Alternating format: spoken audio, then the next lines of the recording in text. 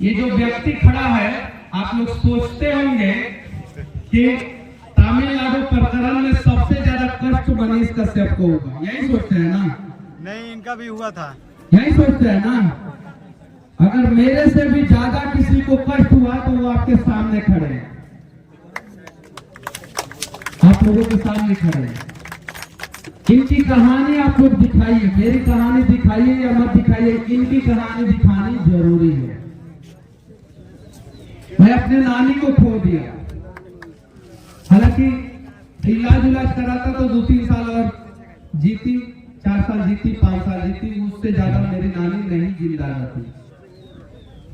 उससे मुझे पता है, मेरी नानी मुझसे बहुत प्यार करती थी और मैं जब जेल में था तो मुझे इस बात का डर था कि मैं अंदर रहूं और नानी मेरी मर जाए तो मैं नानी को नहीं देख पाऊंगा। ये चीज है। मेरे घर का कुर्की हुआ आप लोगों ने देखा होगा, लेकिन अगर मेरे से भी ज्यादा कोई कष्ट झेला जेल के अंदर, कोई प्रताड़ित हुआ, तो वो आप लोगों के सामने खड़े हैं। इनका नाम राकेश तिवारी है, नौबतपुर के। ये जब इनको जो है 41-42 कितना का नोटिस कॉल है, 41A के तहत नोटिस दिया गया। उसके तहत होता है कि हम आपसे जवाब सवाल पूछेंगे, तो आइए ना जवाब सवाल पूछिए ना, चले गए बेचारा। 41A के तहत नोटिस दिया गया, ये गए, सवाल पूछा गया, इन्होंने जवाब दिया। उसके बाद इनको फिर मौका देना चाहिए, क्योंकि 41A के तहत आप बुलाए, संवैधानिक अधिकार है, आप बुला सकते हैं और लोग जाके जवाब सवाल दे सकते हैं। इनको गिरफ्तार कर लिया गया। क्या कर लिया गया? गिरफ्तार। एक बार सब लोग बोलिए, क्या कर लिया गया? गिरफ्तार। गिरफ्तार। इन्होंने अधिकारी से बोला, अपने अधिकारी से बोला, क्या बोला? कि अगर आप हमको जेल भेजेंगे तो मेरे घर में कोई मर जाएगा। क्या बोला इन्होंने? मेरे घर में कोई मर जाएगा। और इनके पिताजी मुंबई से इलाज करा के आए थे, पटना से। इनके दादाजी वेंटिलेटर पे थे और इनकी ऑक्सीजन पे, और इनकी दादी माँ थी, और ये जेल चले गए और इनकी दादी माँ मर गई, जेल चले गए, इनके दादाजी मर गए, इनके लिए मर गए। और ये वो इसलिए मर गए कि उनके दादा और दादी को पता था कि मेरा राकेशवा गलत नहीं है और सरकार ने इसके साथ अत्याचार किया है। अब बताइए इस अत्याचार का जवाब हम लोग कैसे देंगे सरकार को? कोर्ट से। क्या इनके दादा और दादी को सरकार वापस लाके देगा? नहीं। और कमाल की बात यह है कि जिस केस में ये जेल गए थे, उस केस में इनको कोर्ट ने बाइज्जत बरी कर दिया। न्यायपालिका की जय हो। कोर्ट ने बाइज्जत बरी कर दिया। अगर ये बेल पे होते तो एक सेकंड के लिए मैं मानता कि चलो ठीक है, बेल पे है, अभी कोर्ट में है, न्यायालय में अभी केस पेंडिंग है, क्या होगा क्या नहीं। कोर्ट ने क्या किया? बाइज्जत बरी कर दिया। कोर्ट ने कहा राकेश तुम गलत नहीं थे। अब बताइए इनके दादा और दादी को कौन वापस लेके आएगा? और ऐसे अनेकों दादा दादी, मामा मामी, काका काकी, मौसा चाचा, ना जाने कितने लोगों का बेटा बेटी, बहन भाई मर जाता है और सिस्टम और सरकार आंख खोल के देखते रहता है और उसके आंख में एक बूंद आंसू भी नहीं आता है। बताइए उन लोगों के लिए आवाज आखिर कौन उठाएगा? आप लोग बताइए, क्या आप इस इंतजार में हैं कि आपके घर में किसी की मौत हो जाए इस सिस्टम की वजह से, इस सरकार की वजह से? नहीं। आप लोग इस इंतजार में हैं? नहीं। बताइए क्या दोस्त था इनका? मनीष भैया, लेकिन हम बेल पे हैं। बाकी कहानी जो है वो राकेश भाई बताएंगे कि इनके साथ क्या हुआ था, कैसे हुआ था, और आज जो है कोर्ट ने इनको बाइज्जत बरी कर दिया। बताइए। देखिए, इस केस के बारे में आज से पहले हमने कभी कुछ नहीं बोला है। जिस समय केस हुआ था उस वक्त भी बहुत सारे लोग आरोप लगाते हैं कि मनीष कश्यप ने ये बोला इसलिए इतना दिन रखा, ये किया वो किया, लेकिन हम आज तक इस केस के बारे में कुछ नहीं बोले थे। अरेस्ट होने के बाद भी, जेल से निकलने के बाद भी, और आज बोल रहे हैं, पूरी कहानी बता रहे हैं। सुनने के लिए तैयार है? 5 मिनट का समय लेंगे।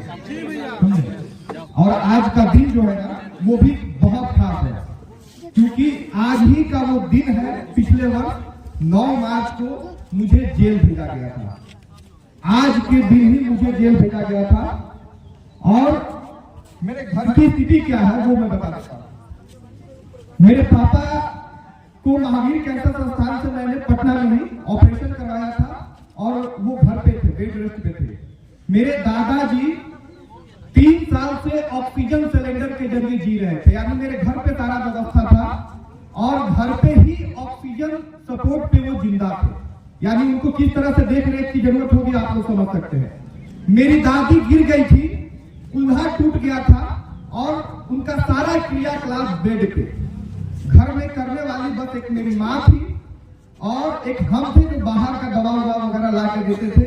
मेरे चाचा जी अपने 12 साल के बेटे को लेकर मुंबई के टाटा कैंसर हॉस्पिटल में इलाज करवाने गए थे और ऐसे में मुझे नोटिस भेजा गया और होली के दिन बुलाया गया।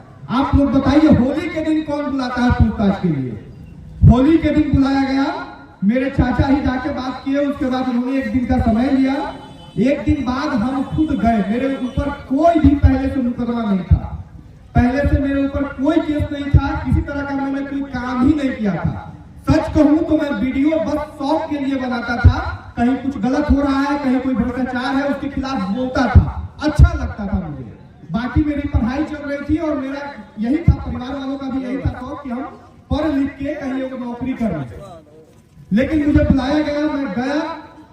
मैं इसलिए गया कि मेरे घर पे पुलिस वाले न जाए, क्योंकि मेरे घर पे अगर पुलिस वाले जाएंगे तो 3-3 पेशेंट मेरे घर पे थे और उन लोगों के साथ क्या होता आप समझ सकते हैं। उनके बारे में सोच के मेरे ऊपर क्या बीत रहा होगा वो आप लोग सोचिए।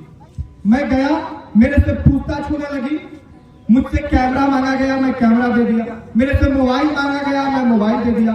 मेरे से जो पूछा गया मैं सब कुछ, मुझे जो पता था मैंने बताया। फिर भी मुझे गिरफ्तार कर लिया गया। मैं गिड़गिड़ाता रहा, रोता रहा और मेरे जीवन में मुझे याद ही नहीं है कि आज तक उतना मैं किसी के सामने रोया। खूब रोया, खूब गिड़गिड़ाया। मैंने कहा कि अगर मुझे जेल भेज दीजिएगा तो मेरे घर पे किसी न किसी एक का जो है डेथ हो जाएगा।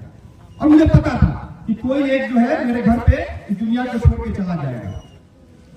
लेकिन उन लोगों ने नहीं सुना, पता नहीं किसके प्रेशर में। उन लोगों को सोचना चाहिए वो पढ़ लिख के जो है इस जगह पे पहुंचे थे, लेकिन फिर भी पता नहीं किसके दबाव में। वो पढ़ाई क्या जब किसी के दबाव में आपको काम करना पड़े, लेकिन फिर भी वो लोगों ने भेजा। मैं जेल गया।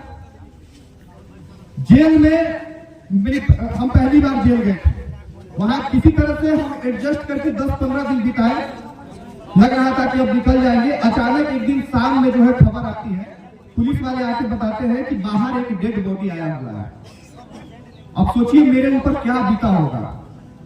मैं बाहर जाता हूं तो देखता हूं कि मेरी दादी का डेथ हो चुका है और डेड बॉडी जेल में आया हुआ है। अब आप लोग सोचिए कि मेरे घर में आज तक कोई पुरुष जेल में नहीं गया था मेरे से पहले, और मैं वो अभागा पोता हूं कि मैंने अपनी दादी को, जो महिला है, उनको जेल में आने पे मजबूर कर दिया, वो भी मरने के बाद। मरने के बाद मेरी दादी जेल में आई और बाहर से ताला लगा, और ताला लगने के बाद यानी मेरी दादी कैद हुई, बेऊर जेल में बंद हुई। उसके बाद मैंने कंधा दिया और तब मेरी दादी वहां से जो है उनको ले जाया गया और दाह संस्कार वगैरह होगा। और ये सब कुछ बीता, मैंने सब कुछ सहा। जेल के आने के बाद कुछ दिनों के बाद मेरे दादाजी का भी स्वर्गवास हो गया।